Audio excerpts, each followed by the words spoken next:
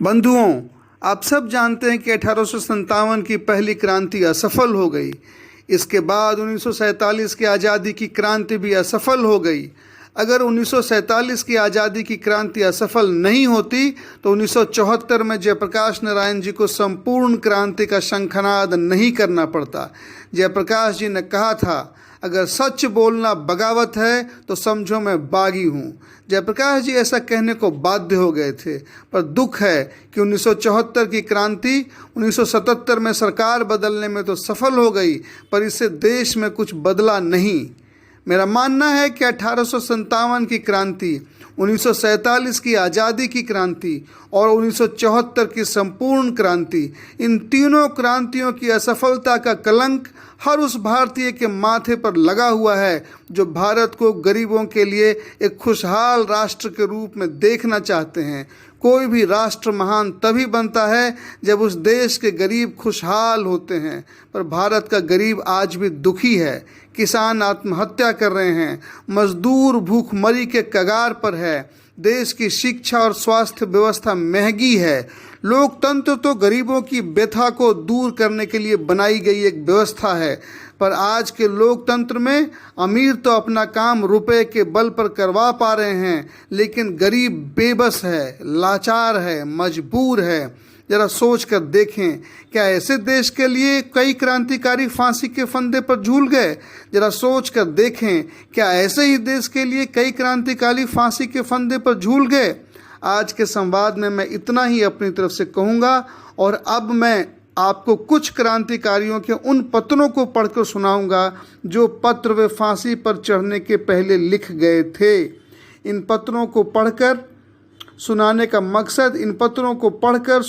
मकसद इतना ही है कि इसे सुनकर अगर आप बेहतर देश बनाने का संकल्प लें तो अच्छी बात है, नहीं तो जैसा है वैसा तो चलता ही रहेगा।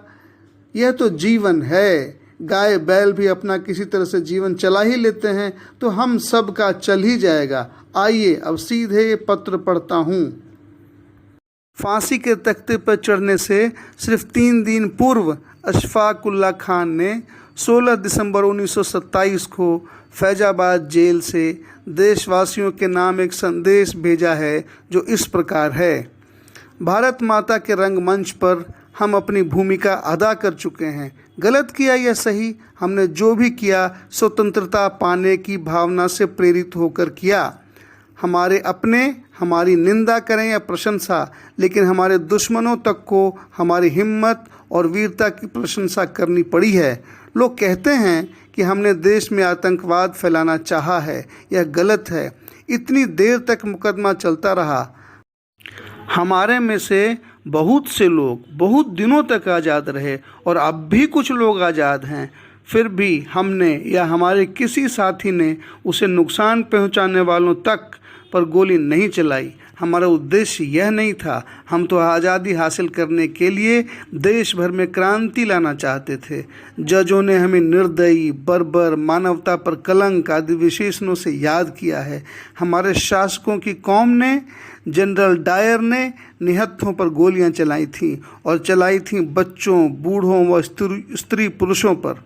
इंसाफ के इन ठेकेदारों ने अपने इन भाई बंधुओं को किस विशेषण से संबोधित किया था? फिर हमारे साथ ही यह सलूक क्यों? हिंदुस्तानी भाइयों, आप चाहे किसी भी धर्म या संप्रदाय के मानने वाले हों, देश के काम में साथ दो। व्यर्थ आपस में नहीं लड़ो। रास्ते चाहे अलग हों, लेकिन उद्देश्य तो सबका एक ही है। सभी कार्य एक ही उद्देश्य के पूर्ति के साधन हैं। फिर यह व्यर्थ के लड़ाई झगड़े क्यों? एक होकर देश की नौकरशाही का मुकाबला करो। अपने देश को आज़ाद कराओ। देश के 7 करोड़ मुसलमानों में से मैं पहला मुसलमान हूँ जो देश की आज़ादी के लिए फांसी पर चढ़ रहा हूँ। यह सोचकर मुझे गर्व महसूस होता है। आखिर में सभी को मेरा सलाम। हिंदुस्तान आज़ाद हो। मेरा भाई खुश रहे। आपका भाई अशफाक। शहीद अशफाक उल्ला खान जी का यही अंतिम संदेश अपने भारतवासियों के लिए था। अब शहीद अशफाक उल्लाह खान जी के बारे में शहीद भगत सिंह जी ने क्या लिखा है वह पढ़ कर के सुना रहा हूँ। सुनिए।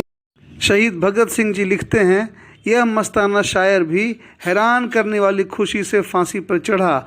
बड़ा सुंदर और लंबा चौड़ा जवान था, तगड़ा बहुत था, जेल में कुछ कमज़ोर हो गया था। आपने मुलाकात के समय बताया कि कमज़ोर होने का कारण गम नहीं बल्कि खुदा की याद में मस्त रहने की खातिर रोटी बहुत ही कम खाना है। फांसी से एक दिन पहले आपकी मुलाकात हुई थी। आप खूब सजे सवरे थे, बड़े बड़े कढ़े हुए केश खूब सजते थे, बड़ा हंस हंस कर बातें करते थे। आपने कहा, कल मेरी शादी होने वाली है। दूसरे दिन सवेरे 6 बजे आपको फांसी दे दी गई। कुरान शरीफ का बस्ता लटकाकर हाजियों की तरह वजीफ़ा पढ़ते हुए बड़े हौसले से चल पड़े। आगे जाकर तख्ते पर रस्सी को चूम लिया। वहीं आपने कहा, मैंने कभी किसी आदमी के खून से अपने हाथ नहीं रंगे और मेरा इंसाफ खुदा के सामने होगा। मेरे ऊपर लगाए सभी इल्ज़ाम गलत हैं। खुदा का नाम लेते ही रस्सी खींची गई और वह कूच कर गए। उनके रिश्तेदारों ने बड़ी मिन्नतों और खुशामद से उनकी लाश ली और उन्हें शाहजहांपुर ले गए। लखनऊ स्टेशन पर मालगाड़ी के एक डब्बे में उनकी लाश देखने का अवसर कुछ लोगों को मिला। फांसी के 10 घंटे बाद भी चेहरे पर वैसी ही रौनक थी, ऐसा लगता था कि अभी ही सोए हों। लेकिन अशफाक तो ऐसी नींद सो गए कि जहाँ से वो कभी नहीं जागेंगे। अशफाक शायर थे और उनका शायर उपनाम हसरत था। मरने से पहले आपने 2 शेर कहे थे, फना है सबके लिए, हम पे कुछ नहीं मौकूफ़, बका है एक फ़क्त जाने किब्रियों के लिए। इसका मतलब है नाशवान तो सभी हैं, कोई हम अकेले थोड़े नष्ट होंगे, सिर्फ परमात्मा ही अमर है। दूसरा शेर यूं है, तंग आकर हम उनके जुल्म से बेदाद से चल दिए सुए अदम जिंदाने फैज़ाबाद से। आज आप सबों से इतना ही बात करके अब मैं अपने शांति संवाद को यहीं पे विराम देता हूँ। भाई पुरुषोत्तम का सभी स्नेहीजनों को स्नेह वंदन और हृदय से आलिंगन।